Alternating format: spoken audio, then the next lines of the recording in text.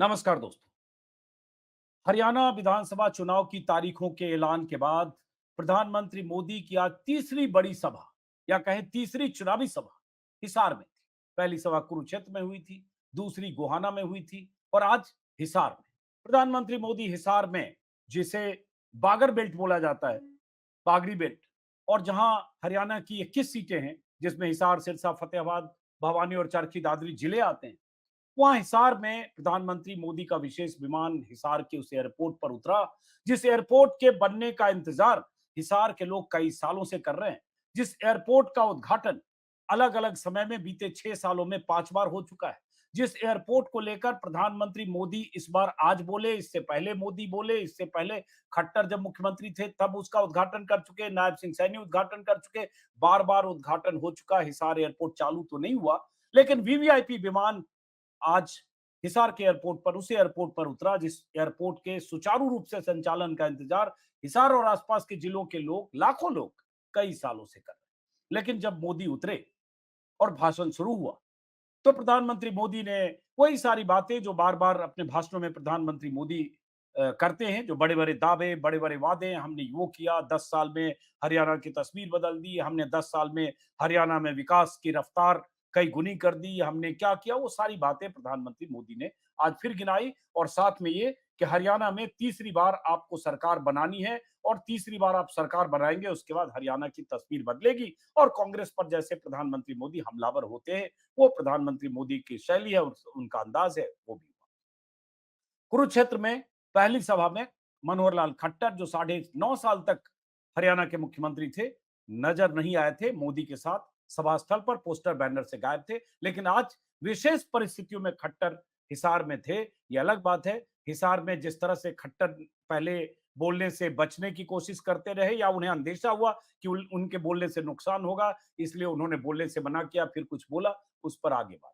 लेकिन आज का मुख्य मुद्दा ये, जिस पर मैं चाहता हूं हेमंत अत्री साहब को हमने खास तौर से शामिल किया गेस्ट के तौर पर, रोहतक से सीनियर जर्नलिस्ट, कि प्रधानमंत्री मोदी ने आज जो कुछ कहा हिसार को लेकर, हिसार एयरपोर्ट को लेकर, जिस एयरपोर्ट पर प्रधानमंत्री मोदी का विशेष विमान, प्रधानमंत्री का जो विमान होता है, वो उतरा, उस एयरपोर्ट को लेकर जो प्रधानमंत्री ने मोदी ने कहा, वो बहुत अहम है। तो मैं चाहता हूं, हमारे सवाल स्क्रीन पर देख रहे हैं, हिसार वालों को आज फिर क्या बना गया, आप सोच लीजिए। और मोदी जी ने क्या कहा, वो मैं चाहता हूं आप सुने, और उसके बाद आप समझे कि मोदी जी के इस कहे का क्या मतलब है। स्क्रीन पर मैं चाहता हूं प्रधानमंत्री मोदी का वो भाषण का वो टुकड़ा सुनाया जाए। हिसार एयरपोर्ट बनने से यहां नए उद्योगों को बढ़ावा मिलेगा। और आज मुझे बता रहे हैं कि इतना बड़ा जहाज पहली बार यहां उतरा है और मुझे आने का सौभाग्य मिला है। और भाजपा सरकार बनने के तुरंत बहुत ही कम दिनों में इसका कॉमर्शियल कामकाज भी शुरू हो जाएगा दोस्तों। और इसका फायदा व्यापार उद्योग के साथ साथ यहां के किसानों को भी होने वाला है।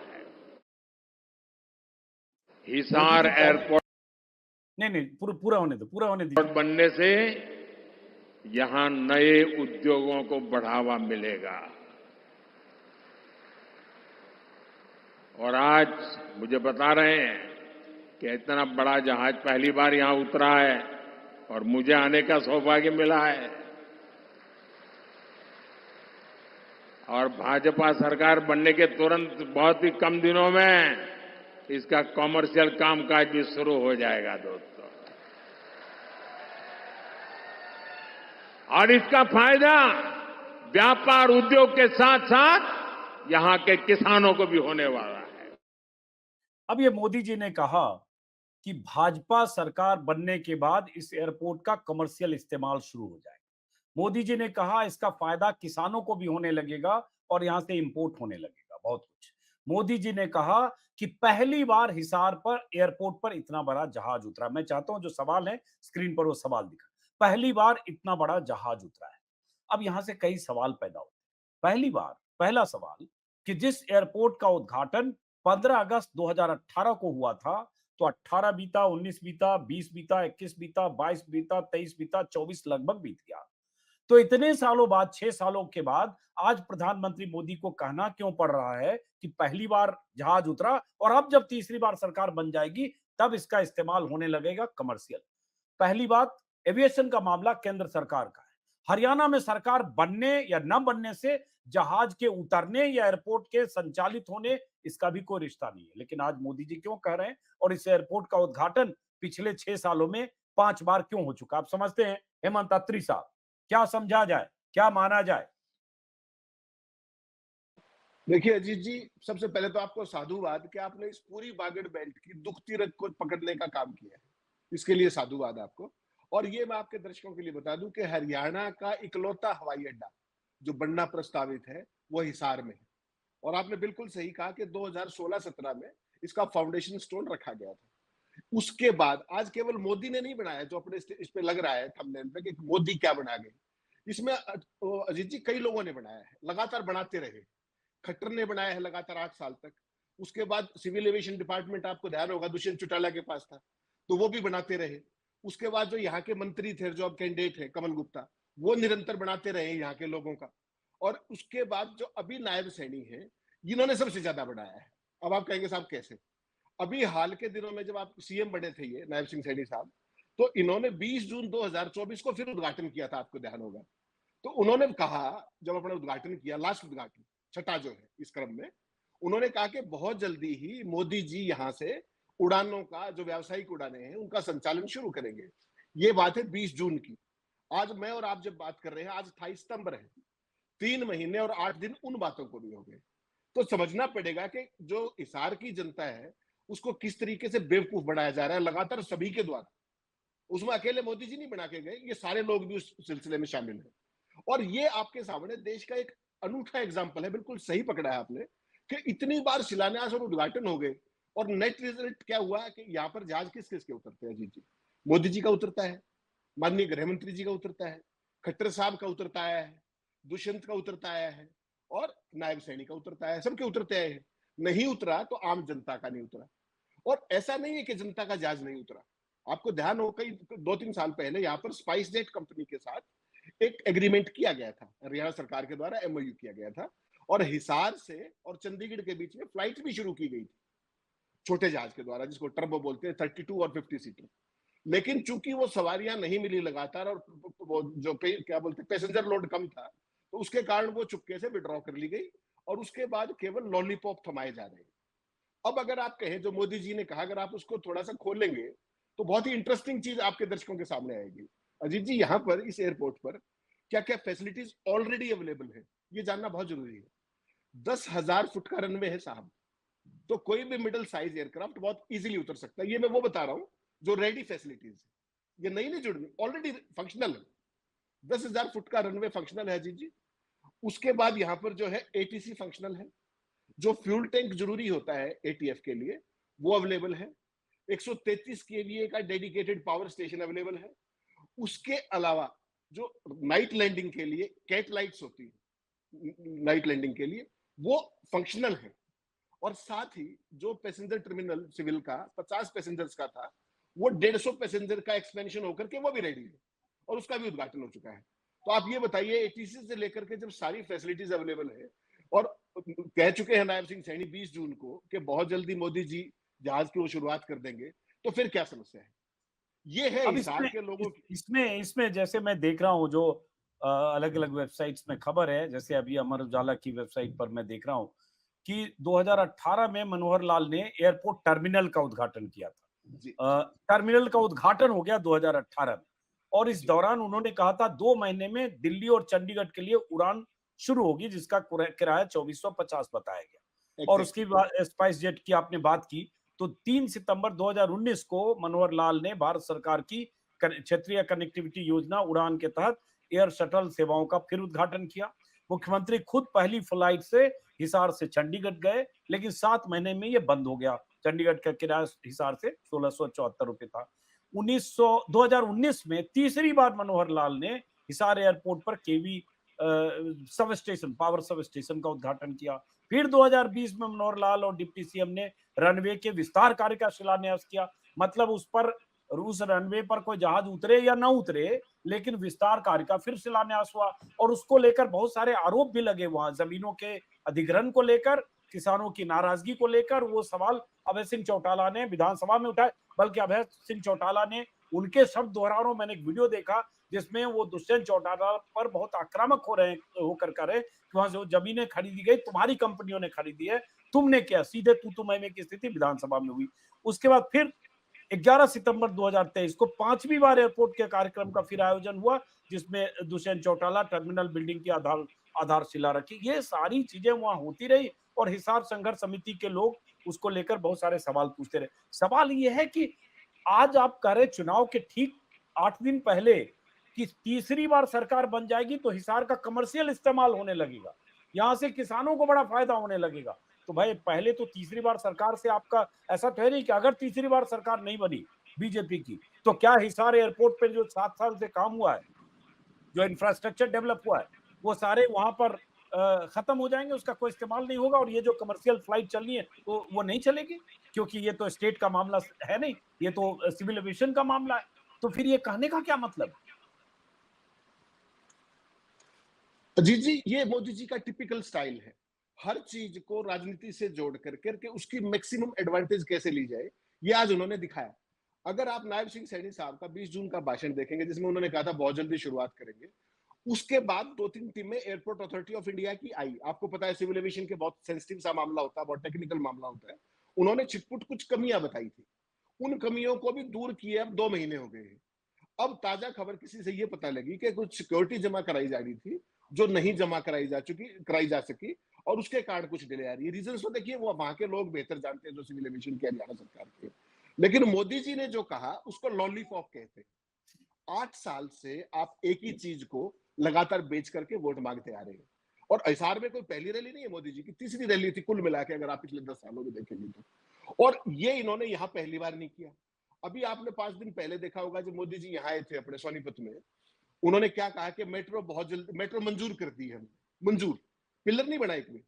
और उससे ठीक 10 साल पहले मोदी जी ने उसी सोनीपत में ये कहा था कि आप सोचिए कि दिल्ली से मेट्रो अगर सोनीपत के बीच में चली जाए तो कितना आराम हो जाए। वो वीडियो भी थी आपके पास उस टाइम पे जब मोदी जी ने कहा था। तो आप सर देखिए 10 साल में, आप 10 साल पहले आपने मुझे कहा कि साहब मेट्रो दिल्ली से सोनीपत की तरफ जुड़ जाए तो बहुत लाभ होगा, और 10 साल बाद आप मुझसे फिर वोट मांगने आ रहे हैं ये कह करके कि हमने मेट्रो की मंजूरी कर दी है, एक पिलर नहीं बना, कुछ नहीं बना, लेकिन फिर वही लॉलीपॉप थमा दी गई। अब मुझे ये बताइए, जो एयरपोर्ट ऑलरेडी रेडी है उसके उद्घाटन को लेकर के जो उसमें सरकार फंसी हुई है वो नहीं कर रहे, उसकी वायबिलिटी और फिजिबिलिटी का सवाल नहीं कर रहे। उसमें जो इन्वेस्टमेंट हुई है जो नागरिक सुविधाओं के लिए, आपको ध्यान होगा माधवराव ज्योतिरादित्य सिंधिया ने राज्यसभा में जवाब दिया कि 37 करोड़ 81 लाख रुपए सिविक एम्यूनिटीज के लिए इस एयरपोर्ट पे खर्च किए जा चुके हैं। तो सवाल अजीत जी एक और भी है, ये जो आप पॉलिटिकल राजनीतिक बयानबाजी है वो तो अपनी जगह, ये जो पब्लिक एक्सचेकर का पैसा है, is not it criminally wasted है? बार बार उद्घाटन पे क्या खर्चा नहीं होता है, बार बार फाउंडेशन पे खर्चा नहीं होता है, बार बार तब आप आयोजन करते हैं, और जो बेसिक पर्पज है कि जहाज उड़ने शुरू हो जाए वो नहीं उड़ रहे, और वो चंद 4-5 लोगों के उड़ रहे हैं। यहाँ आपको पता है नवीन जिंदल क्योंकि हिसार के रहने वाले हैं, मेंबर पार्लियामेंट है, वो बहुत रेगुलरली बाई एयर आते हैं अपने चार्टिंग से, तो वो आ सकते हैं, मनोहर लाल जी आ सकते हैं, मोदी जी आ सकते हैं बड़े बड़े जहाजों में, आम जनता नहीं आ सकती। तो ये तो बागड़ के चलिए, तो एक तो ये मसला है जो मोदी जी कह के गए हैं कि अगर तीसरी बार सरकार बन गई, बना दीजिए तो हिसार में कमर्शियल फ्लाइट चलने लगेगी। एक तो जब ये लोग बोलते हैं ना कि यहाँ फ्लाइट चलने लगेगी, उससे किसानों को बड़ा फायदा होने लगेगा, बड़ा उनके सामान देश विदेश जाने लगेंगे, तो ये भी एक तरह से एक लॉलीपॉप ही है। ऐसा लगता है कि एयरपोर्ट बनते ही एक्सपोर्ट इंपोर्ट उस शहर से होने लगेगा, हिसार से। खैर, अभी तीसरी बार सरकार की बात, अब बात होती है कि जो वहां जैसे हिसार जो इलाका है, जहां हिसार में 7 सीटें हिसार जिले में, पिछली बार अगर देखेंगे 2019 में 3 सीटें बीजेपी जीती थी, 3 जेजेपी, 1 कांग्रेस।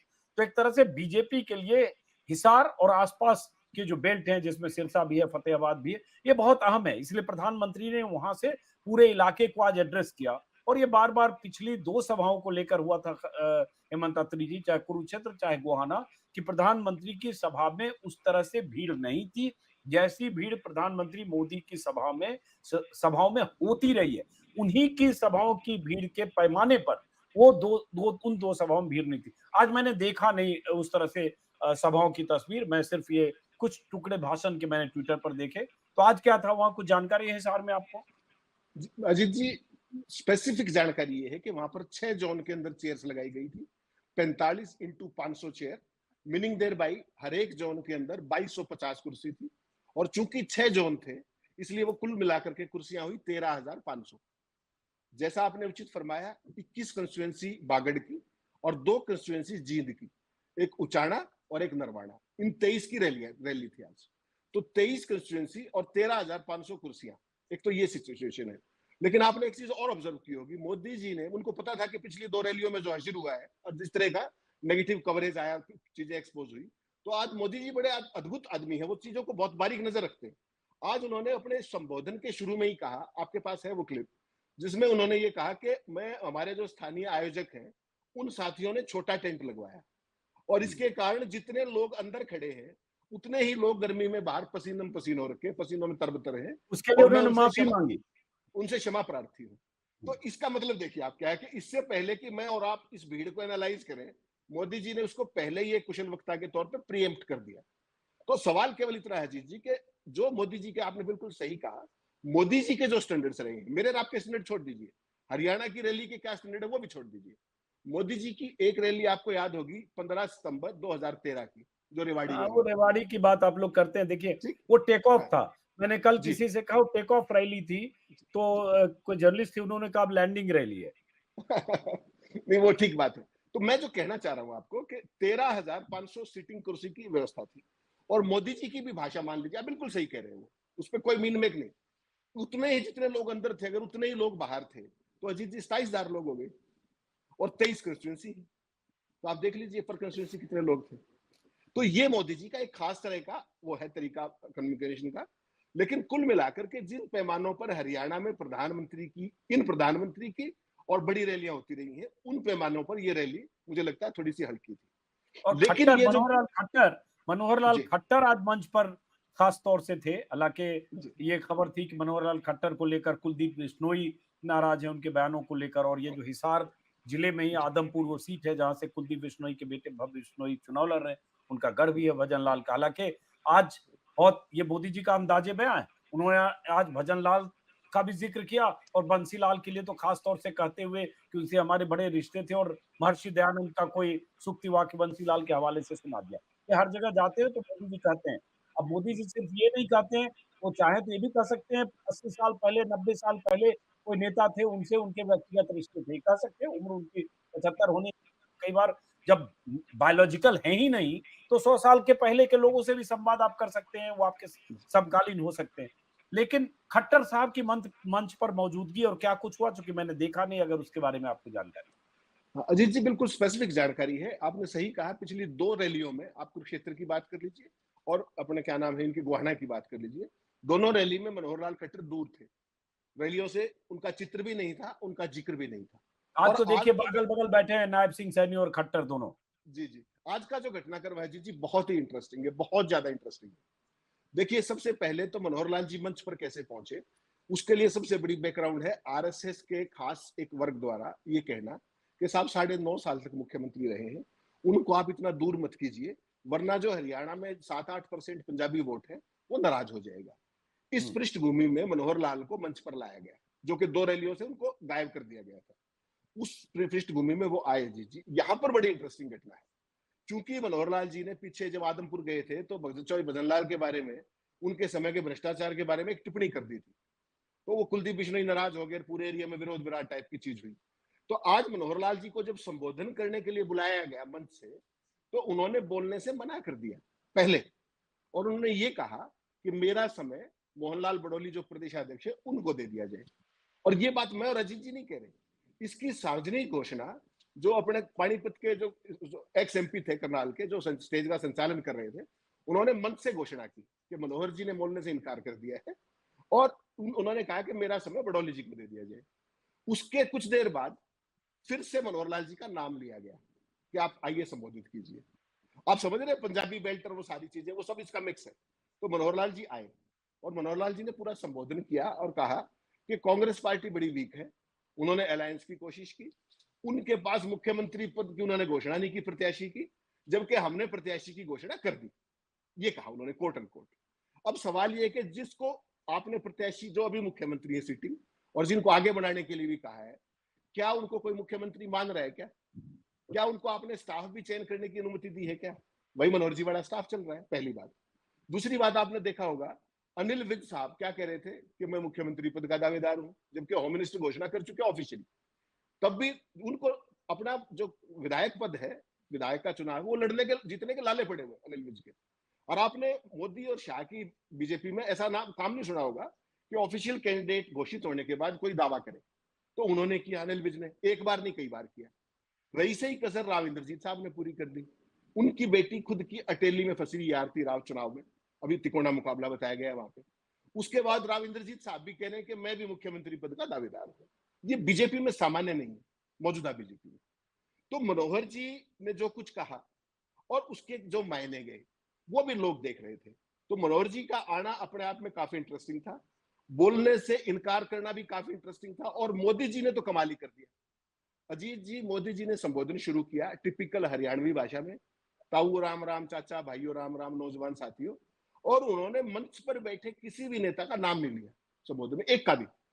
और जब मोदी जी आए, उनको रिसीव किया नीचे स्टेज के पास, वहां भी मनोहर लाल खट्टर नहीं थे, वहां नायब सैनी ने रिसीव किया। और जब मोदी जी वापस गए, तब उनको सी ऑफ भी नायब सैनी नहीं किया। यानी कि मनोहर लाल ने ना उनको रिसीव किया, जबकि मनोहर लाल जी लेकिन सेंटर लेकिन की लेकिन देखिए, इसमें क्या, जब कुछ ऐसा बिटवीन द लाइन्स हम पढ़ने की कोशिश नहीं कर रहे भाई। प्रोटोकॉल है, चीफ मिनिस्टर ने रिसीव किया, चीफ मिनिस्टर ने उनको विदा किया, सी ऑफ किया। अजीत जी, अजीत जी वो उनकी टीम के सदस्य हैं और किसी के लिए नहीं कह सकते मैं और आप। लेकिन मनोहर लाल जी यूनियन कैबिनेट में 8वें नंबर के मंत्री हैं। He is his senior colleague. और जो नरेंद्र मोदी जी हैं, he is his immediate boss. तो कोई प्रोटोकॉल ये नहीं कहेगा कि वो रिसीव नहीं करेंगे जब वहां पर है। तो एयरपोर्ट में भी रिसीव करना चाहिए एज पर प्रोटोकॉल, क्योंकि यूनियन मिनिस्टर स्टेट को रिप्रेजेंट करते हैं और बहुत सीनियर यूनियन मिनिस्टर 8वें नंबर के। तो मंच पर उनका किसी का भी नाम नहीं लिया मोदी जी ने। तो मोदी जी ने टेक्टिकली आज भी अपने ही अंदाज में कहीं ना कहीं नाम को अवॉइड करने के लिए सीधा संबोधन शुरू कर दिया। ना बडोली का नाम लिया, ना नायब सिंह सैनी का नाम लिया। हाँ, आपने इंटरेस्टिंग बात कही कि वो अपना कनेक्ट जरूर बनाते हैं, देवीलाल जी के साथ संबंध बताए। एक छोटी सी बात आपके दर्शकों के लिए बता दूं, यही मनोहर लाल जी और मोदी जी थे। मोदी जी जो थे वो हरियाणा के प्रभारी थे, आपको ध्यान होगा 99 में। और मनोहर लाल जी हरियाणा के संगठन महामंत्री थे और बंसीलाल जी से मिलने गए थे। बंसीलाल जी ने पूछा भाई कौन है, तो उन्होंने कहा कि संगठन महामंत्री। तो कहा कि संगठन महामंत्री मुझसे मिलकर क्या करेंगे, हमारे संगठन के लोगों से मिल लेंगे। तो मनोहर लाल जी बड़े एम्बेरस हुए और उन्होंने उस दिन घोषणा की कि जब दाढ़ी बढ़ानी शुरू की कि जब तक ये सरकार को नहीं गिरा दूंगा मैं दाढ़ी नहीं कटाऊंगा। और वही हुआ। आपको ध्यान होगा 1999 में बंसीलाल से बीजेपी ने सपोर्ट विड्रॉ किया और बंसीलाल की छुट्टी करवाई। तो इतना प्रेम रहा है मोदी जी का भी, मनोहर लाल जी का भी, बंसीलाल जी के साथ। उसको आज किस रूप में कहा वो आपने सबने देखा, मोदी जी ने भाषण में कहा। चलिए, बहुत बहुत शुक्रिया। वैसे आपको बता दें कि आज कांग्रेस पार्टी का भी मैनिफेस्टो आया है। बहुत बड़ी बड़ी बातें, 2 लाख नौकरियां से लेकर नशा मुक्त हरियाणा, किसानों के लिए, गृहिणियों के लिए, बेरोजगारों के लिए बहुत वादे दावे कांग्रेस के मैनिफेस्टो में भी किए गए हैं। और अब प्रियंका गांधी, राहुल गांधी की सभाओं का भी सिलसिला शुरू होगा। प्रधानमंत्री मोदी की कुछ और सभाएं होंगी, क्योंकि प्रचार के लिए आज की तारीख से अगर देखें, 3 तारीख की शाम को 5 बजे प्रचार खत्म हो जाएगा। तो कुल जमा 5 दिन बच गए हैं। और मैं हूं इस वक्त सिरसा में। कल फिर किसी और इलाके में होऊंगा। अगले 5 दिन तक मैं भी हरियाणा के अलग अलग इलाकों में घूमता रहूंगा। जो दिखेगा, कहीं कुछ खास खबर होगी, हम लोग चर्चा करते रहेंगे। फिलहाल बहुत बहुत शुक्रिया हेमंत अत्री जी, बहुत बहुत शुक्रिया तमाम दर्शकों का जो हमारा यूट्यूब प्लेटफॉर्म लगातार हमारी खबरें देख रहे हैं, हमारे वीडियो देख रहे हैं। उन सबका बहुत बहुत शुक्रिया। नमस्कार।